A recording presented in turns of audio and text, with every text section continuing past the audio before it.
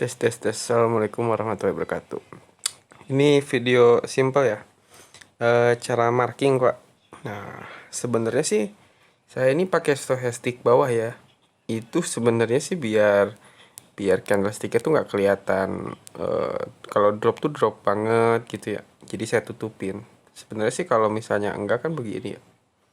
Nih, kalau enggak kan begini ya. Jadi kadang perspektif kita dalam dalam menganalisa market tuh kadang agak bingung gitu. Kecuali kalau teman-teman udah pada expert, ya bolehlah apa namanya kayak begini-begini. Nah, saya mulai dari nol ya. Cara marking, ini markingnya caranya simple sih. Ada dua cara nih sebenarnya. Kalau cara pertama, kalau saya pakai ini ya, ditambahin stochastic sebenarnya saya pakai stochastic bukan buat nyari buy zone sell zone ya gitu, tapi stochastic ini paling hanya untuk divergent gitu aja sih gitu. Nah, kita lihat di gold ya, gold nih tadi kenapa saya suruh entry buy, saya pakai Fibonya bisa dicontek nih, ininya apa, settingannya. Nah, sorry sebentar. Nah, ini bisa di screenshot nih settingannya. Saya cuma nambahin 71, itu 71 buat key area ya. 70, 71 lah. Cuma saya 71. Terus 786 sama 886. Kalau 786 kan default ya. Kalau 886 itu area kunci kadang-kadang. Dimana kalau misalnya udah mau mau apa namanya? Mau reverse setelah break trend line, setelah break pattern. Nah, biasanya koreksinya tuh antara 786 sama 886 gitu. Nah, kita ke tadi ya, ke sini. Nah, tadi kenapa saya buy di 65 sekian ya sama 71 juga. Saya pakai Fibo dulu di sini. Yang pertama kalau mau bikin marking simple nih, pakai Fibo. Nah, di Fibo kan kelihatan nih di H4 nih posisinya. Terus munculin ini nih, horizontal line. Nah, di sini. Nah, di sini ini kan ada 3 ya. Sorry, ada 618, 70, 786 sama 886. Kayak begini. Nah, yang pertama itu Fibo dulu. Nah, identifikasinya pakai Fibo dulu nih. Buat tahu nih spot-spot dia reverse di mana gitu atau koreksi lah gitu di mana. Terus yang kedua, baru kita identifikasi area supply demand. Jadi dalam satu area itu ada supply sama demandnya. Misalnya inilah, kalau misalnya ini ya area 786 sama 70 di sini nih. Oke, segini nih areanya. Nah, terus tadi kan saya suruh buy itu di area atas ya. Di area atas di berapa tadi? 70 ya di sini ya. Kalau nggak salah 7576.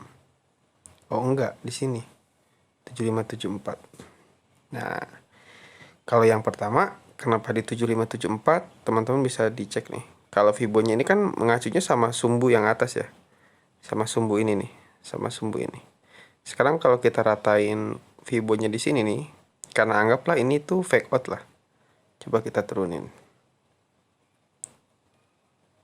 Nah, di sinilah, di close candle boleh. Di sini. Nah, atau di sini nih. Nah, 7574 ya.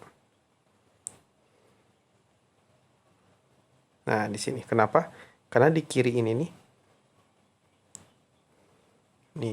Nih yang kotak ini nih. Ini area demand. Gitu. Kita lihat lagi di kiri ada area demand enggak? Gitu, identifikasi dulu. Nah, ini kan ada demand.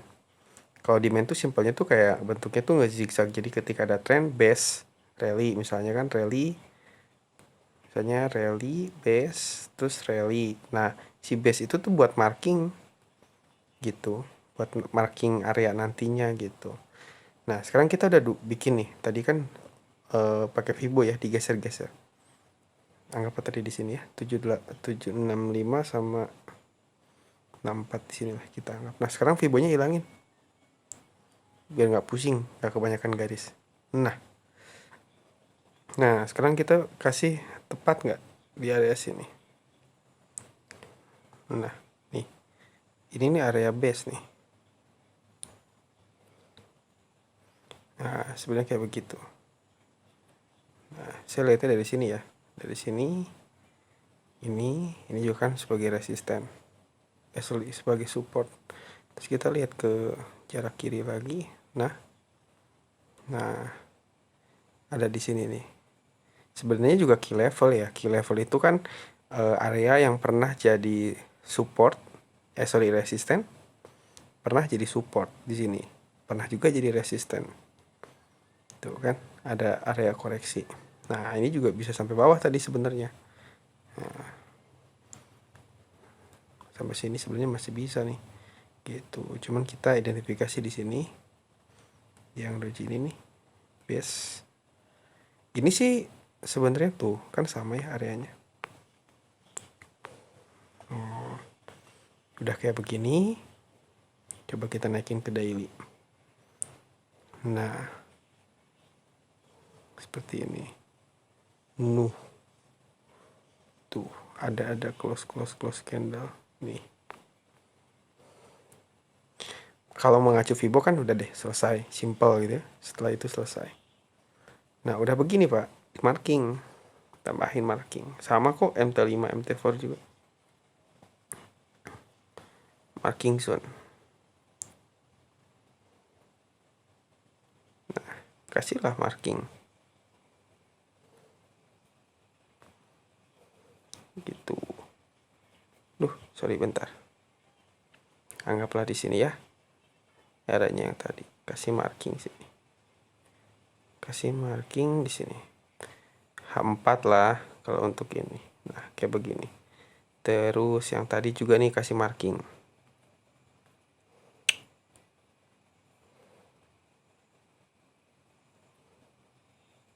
Nih. Kayak begini. Gitu. Jadi ketika posisi impuls kayak begini tadi, ya kalau di sini SL, ya kita re-entry-nya di sini, jadi re-entry-nya tuh nggak candle per candle gitu. Nah, kalau lebih cocoknya itu kalau ditambah juga sama trend line. Maksudnya bener nggak nih? Areanya itu tepat nggak? Simetris kan kita di make sure kan? Nih, anggaplah yang di sini ya. Ini sama inilah. Anggap yang tadi lah ya, sebelum dia break. Nah, sampai situ 2. Itu yang pertama kali saya entry kan. Nah, di sini ya. Yang pertama saya entry tadi kan di sini ya. Nih. Lihat. Di sini ada resisten. Di sini pernah jadi support, di sini pernah jadi support. Terus saya kasih marking lagi. Ini yang tadi ya, yang awal. Nah, di sini. Kenapa dari sini? Saya lihatnya dari candlestick ini nih. Yang ini. Gitu. Dan area ini banyak banget disentuh. Kita lihat ke kiri. Ya kan? Gitu. Memang spare-nya bisa nggak terlalu ini. Cuman minimal kita kan punya SL juga. Area itu di marking lagi.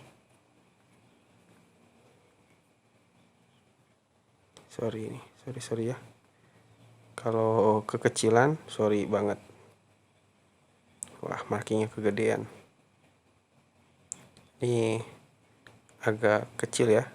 Kalau bisa sih di zoom out kali. Nih, area sini.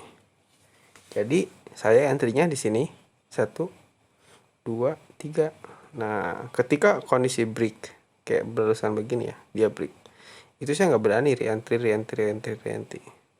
Karena dulu saya pernah lossnya gara-gara di situ, kayak begitu. Lumayan habisnya. Ini Fibonya saya geser ya. Saya ambil dari sini lah. Dari yang tadi sampai ke atas. Nah, sampai situ. No. Jadi kalau saya nggak ada alasan saya buat entry di sini. Saya juga nggak ada alasan buat entry di yang 2 Fibo ini ya. Saya entry-nya yang tadi. Jadi ketika area break apa namanya? Oh, ini terlalu bawah tadi.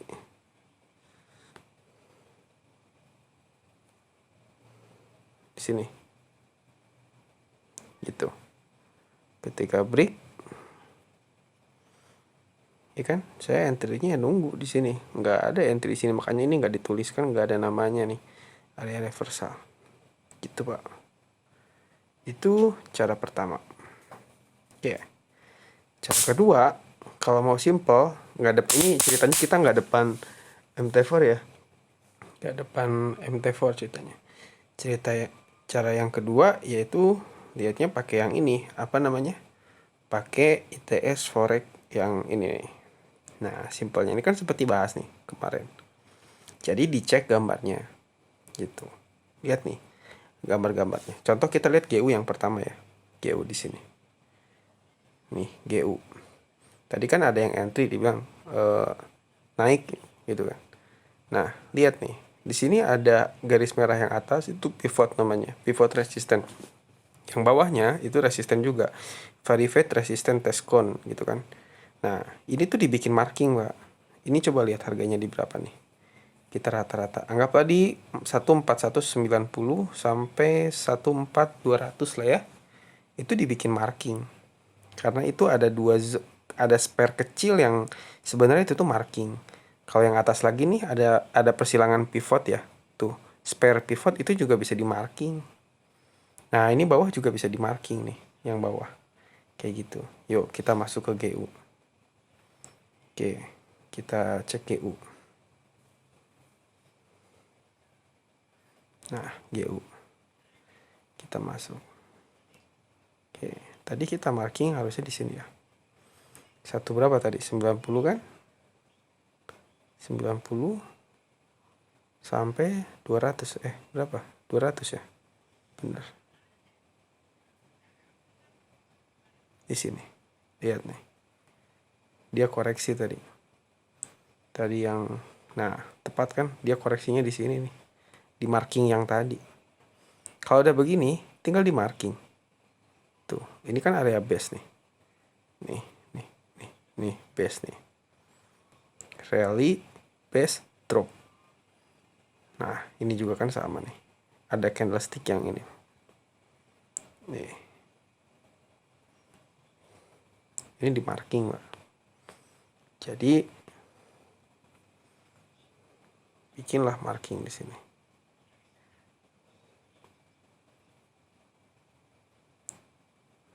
Kayak begini. Marking. Harusnya ini tuh tepat sama Fibo. Harusnya ya. Harusnya ini area ini tepat sama Fibo. Yuk kita cek. Tambahin Fibo. Retracement. Tepat nggak? No. Di 618. Gitu, Pak. Kalau ini loss nih. Ini loss. Berarti saya re-entry di sini nih. Di sini. Spare di sini antara 3 ini. Nah, antara 3 ini kita cari zone mana nih yang ada. Ini kan ada level-levelnya kan. 1, 2, 3. Tapi kita cari lagi nih. Titik di mana yang memang bisa kita marking. Tuh, masukin lagi ini. Nih, di sini nih. Dia pernah jadi resisten, dia pernah jadi support. Nah, di sini dites. Nah, di sini dites. Oke, kita cari atasnya lagi. Sip. Nah, kita lihat nih. Ini ada area base ini nih. Ya kan? Nah, cuman agak lebar. Kita bisa di sini aja deh segini. Space-nya. Nah, ini kan posisinya kan dengan wick ya. Dengan candlestick. Dengan wick dari sini ke sini nih. Coba kita geser-geser. Apakah marking kita tepat? Oke. Seperti ini. Kalau kita mengacu dari ambilnya Fibo dari sini ke swing low yang ini nih. Sini, ini marking kita tepat ya, satu spare. Gitu. Oke, kita hapus Fibonya. Oke. Re-entry lagi kalau loss nih. Re-entry di sini. ini PO semua nih. Oke, buy limit, sell limit. Sebenarnya teman-teman yang lagi ini juga sama. Kayak begitu. Nah, contoh sekarang nih, ini kan GU nih. Kita identifikasi dong, GU-nya sampai mana. Benar nggak? Nah, kita lihat di sini. Nih, sampai sini. Ke atas dulu identifikasi. Yang atas kan udah di marking nih, bawahnya. Tapi jangan double entry.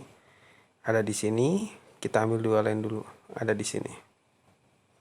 Oke, kita tinggal cari area base. Nah, di sini.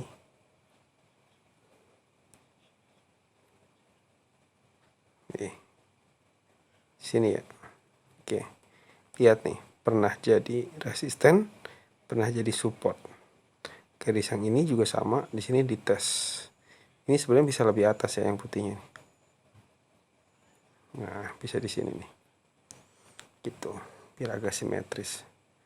Oke, di situ terus kita identifikasi lebih bawah lagi. Oke, kita tarik fibonya nih. Sampai sini ke swing selanjutnya. Oke, ternyata tepat kan garis kita yang tadi. Nah, di sini ada nih. Ada space nih. Di sini sama di sini.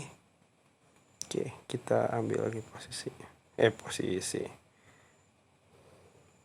Sini nih. Gitu. Coba lihat. Wih, betul. Ya udah, cukup, Pak. Dan jauh-jauh aja intinya posisinya. Nah, jadi kan GU-nya kan koreksi. Ini koreksi H4 di time frame kecil harusnya 10-15 pip masuk. Gitu. Nih misalnya area. Kita lihat nih, berarti ini 30 pip nih space-nya. Kita bisa area tengah-tengah. Bisa nggak diperkecil? Ya, perkecilin aja time frame-nya. Dilihat dulu. Atau bisa dilihat bentuk candlestick-nya. Kalau misalnya posisinya di sini udah bikin double bottom kayak, jangan patokannya ke sini ya, jangan patokan ke stochastic. Gitu, karena area over belum tentu juga dia reverse. Bisa juga reverse tapi koreksi. Nih kalau saya mengacunya itu dari oh nggak ada sih, nggak divergent. Sebentar lihat. Saya kalau misalnya ini darinya dari divergent. Nih contoh di sini kan ke sini nih. Yang ini ya, yang candle hijau ya. Dia nanjak kan. Divergent. Nah, di sini dia turun.